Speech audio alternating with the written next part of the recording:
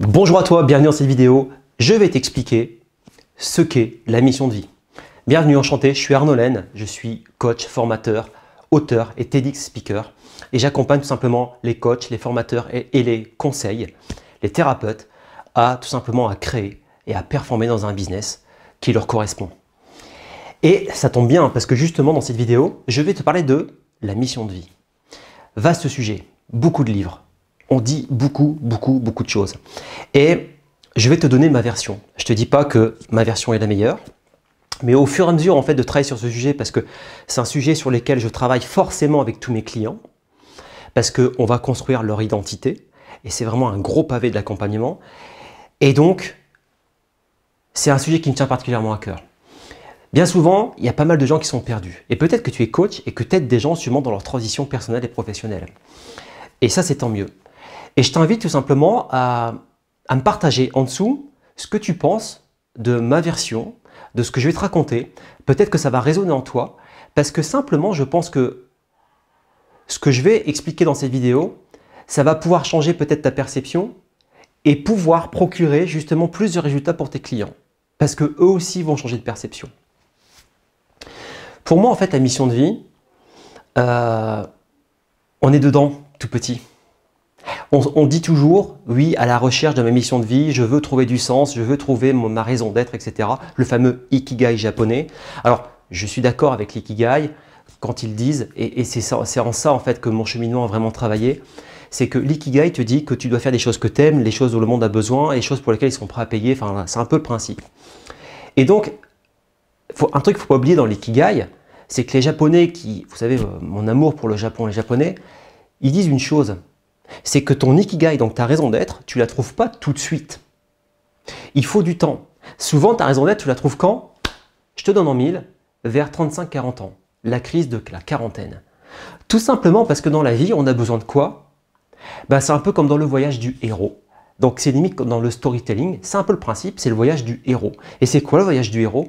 Tout simplement, quand tu commences ta vie, on t'apprend tout. On t'apprend à marcher, on t'apprend à parler, mais surtout après on t'apprend à te conduire. Et on t'apprend à te comporter de telle manière à ce qu'on t'envoie de l'amour. Et donc, en fin de compte, on en arrive à l'adolescence où là, on va se rebeller. Soit on se rebelle, ou soit tout simplement, on va se soumettre. C'est pour ça que l'adolescence, c'est un peu compliqué. Et on arrive où? On en arrive à la quarantaine. À la quarantaine où on a déjà accompli des choses. On a une vie professionnelle, on est peut-être allé à la fac, on a fait des choses, et là on se dit, j'en ai marre. C'est pas que je n'ai pas aimé ce que je faisais avant, mais j'ai envie d'autre chose. Par exemple, moi j'étais DRH pendant très longtemps. C'est un métier que j'ai vraiment adoré, même s'il y avait des choses qui étaient difficiles, mais c'était vraiment challengeant, c'était technique. J'ai rencontré des personnes vraiment challengeantes, vraiment pas sympas, tout comme j'ai rencontré des gens qui étaient adorables et vraiment très sympas. Donc en fait, ça m'a construit. Ça m'a permis ensuite de faire d'autres choses. Et c'est là en fait où ma version va changer. En fait, on ne cherche pas sa mission de vie, on y est déjà à la naissance. Parce que déjà, en fait, tout petit, on a fait des choix. C'est comme si tu étais dans un jeu vidéo et tu décides, déjà, d'emblée, si tu vas être le chevalier, l'ingénieur, le magicien. Je schématise, mais c'est un peu ça. Et ça veut dire que, même si tu penses que tu as fait des choix par hasard dans ta vie, tu les as jamais fait par hasard. Par exemple, j'ai fait du droit. Au début, moi, j'expliquais que j'avais fait ça par hasard, parce que j'ai voulu suivre un copain. Mais j'ai pas fait ça par hasard, en fait. Et tous les choix que tu fais au quotidien, c'est en fonction de quelque chose. Peut-être que tu ne sais pas quoi, mais lui, ton subconscient le sait. Et donc, quand tu réfléchis bien, moi, ce qui s'est passé, je me suis dit, pourquoi j'ai fait du droit? Quand j'ai commencé à travailler mes valeurs en coaching, qu'est-ce qui est ressorti comme valeur fondamentale? Le respect et la justice. Et petit tuyau, tu sais en fait comment déterminer tes valeurs fondamentales? Donc, tu as plusieurs techniques. Moi, j'utilise une technique en PNL que j'aime beaucoup, qui est géniale. Mais en même temps, j'ai trouvé une technique complémentaire et je me permets de te la proposer. Tu verras, elle est plutôt sympathique. C'est essayer de remarquer, en fait, dans ta vie, il y a des moments où, en fait, tu vas rester cool.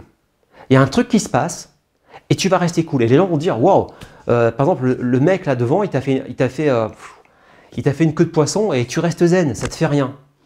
Toi, tu vas dire, ouais, ça me fait rien. Ça te fait rien. Par contre, quelqu'un va faire un truc, par exemple, tu vas vouloir te garer, tu étais là avant, la personne elle va se dépêcher pour prendre ta place de parking. Là, tu vas t'énerver, tu vas faire une crise de colère et en fin de compte, tu vas te dire, c'est marrant parce que il y a d'autres trucs qui sont aussi infimes où franchement, je ne dis rien, je ne me mets pas en colère, je n'ai pas d'émotion négative entre parenthèses. Et pour ça, en fait, je pars dans les tours tout de suite. C'est incompréhensible. Bah, tout simplement, c'est parce que ça a touché une valeur. Comme tu sais, l'émotion de la colère, c'est une limite qui a été dépassée. Donc, moi, quand il y a de l'injustice, c'est quelque chose qui me met en colère. Et maintenant, le fait de savoir ça, je sais en fait, quand je me mets en colère, que ça touche cette valeur ou une autre, par exemple le respect. Et donc, du coup, ça me permet de revenir et de me dire, t'énerve pas Arnaud, cette personne, c'est ton frère, c'est ta sœur. Elle a le droit de se tromper. En fait, elle est dans sa mission, elle aussi. Donc du coup, ça permet vraiment de me centrer. Donc voilà, c'est ma façon aussi de déterminer quelles sont les croyances, quelles sont les valeurs importantes. Et c'est une technique que j'utilise avec mes clients et ça marche plutôt bien. Donc c'est pour ça que je me permettais de te le partager. Donc la mission, en fait, notre mission de vie, on est déjà dedans. C'est juste qu'on n'accepte pas, que parfois, il y a des moments difficiles. C'est qu'en fait, nous les humains, on voudrait le bonheur absolu.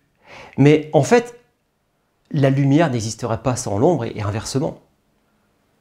Ça veut dire quoi? Ça veut dire que on est obligé de passer par ces états-là. Et ces états-là, en fait, ils vont être cycliques. On va enlever des voiles, c'est vrai. Mais c'est un peu comme dans ton business. Tu sais que plus tu vas aller haut dans ton business, par exemple, tu gagnes 10 000 € par mois, un jour, tu vas peut-être gagner 100 000 € par mois, mais en fin de compte, tu sais que plus tu vas commencer à aller haut, bah, les problèmes vont être de plus en plus difficiles. Et dans la vie, c'est pareil. Et dans ta mission de vie, c'est exactement la même chose. Ça veut dire qu'il y a des moments qui ne sont pas évidents. Le moment de l'adolescence n'est pas évident. Le moment où tu fais tes études, tu es peut-être dans le doute. Peut-être à un moment donné, tu commences à travailler et ça ne te plaît pas. Bah, c'est qu'à un moment donné, tu t'es perdu. Parce que oui, il y a des gens qui se perdent. Ils se perdent parce qu'ils sont dans la peur. Parce qu'en fait, ils ont des contraintes familiales. Ils ont plein de contraintes. Et c'est difficile en fait de basculer dans l'abondance. Mais tout simplement pour dire que dans la mission de vie, on y est quoi qu'il arrive. Parfois, on peut s'égarer. Mais même, en fait, quand on s'égare, en fin de compte, c'était déjà prévu dans le plan. Donc, c'est tout simplement, parfois, il faut prendre du recul, faire l'hélicoptère, comme on dit en management, et te dire, c'est cool en fait, je suis en train de vivre cette situation-là parce que j'en ai besoin pour accomplir ma mission de vie. Et donc, encore une fois, pour moi, la mission de vie, on est déjà dedans. Et c'est vrai, le moment sympa, en général, c'est au-delà de la quarantaine, quand on a vraiment déterminé, qu'on l'a vraiment comprise, qu'on a vraiment pris conscience et qu'on commence justement à l'appliquer. Et la bonne manière, en fait, tout simplement, de mettre en œuvre cette mission de vie, c'est quoi? Et c'est ce qu'on fait dans l'accompagnement que je propose. On va aller chercher la zone de génie. On parle souvent de super pouvoir. Mais moi, j'ai compris une chose. Il faut être chirurgical dans tout ce qu'on fait. Si je te parle de super pouvoir maintenant, déjà, ça va être compliqué pour toi de les trouver. Mais je vais aller plus loin que ça. C'est-à-dire que moi, ce que je veux, c'est que tu me trouves ta zone de génie. Là où tu es bon. Là où tu es vraiment bon. Là où c'est naturel pour toi d'être bon. Là où ça ne t'embête pas, en fait, de faire des formations. Ça ne t'embête pas de passer des week-ends en séminaire. Ça ne t'embête pas de dépenser 10 000 € pour être accompagné dans un truc comme ça. Bah, tout simplement, une fois que tu as ta zone de génie, moi, je veux savoir quelles sont les qualités et les compétences particulières que tu utilises à l'intérieur. Et ça, c'est vachement plus puissant que de dire c'est quoi ton super pouvoir. Parce que là, c'est trop généraliste. Ton super pouvoir, c'est peut-être d'être séducteur. Ton super pouvoir, c'est peut-être de savoir faire des sushis.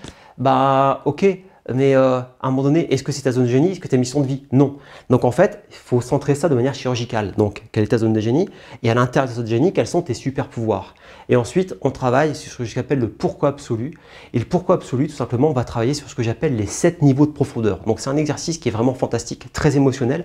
Pourquoi? Parce qu'au début, en fait, on commence à travailler sur l'aspect mental et ensuite on descend au niveau du cœur. C'est-à-dire qu'en fait, on va avoir toutes les réponses qui sont en nous, c'est-à-dire sur le plan mental, sur le plan du cœur et même sur d'autres plans d'ailleurs.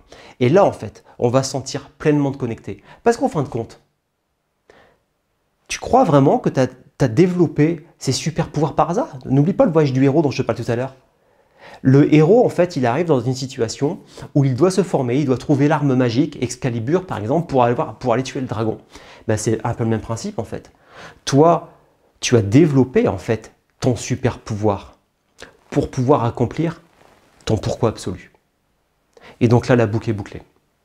Donc voilà, ça c'est ma version en fait de la mission de vie, c'est qu'on est déjà dedans, mais c'est vrai qu'on s'en aperçoit souvent que quand on a la quarantaine, c'est un peu ce que disent les Japonais à travers le concept de l'ikigai.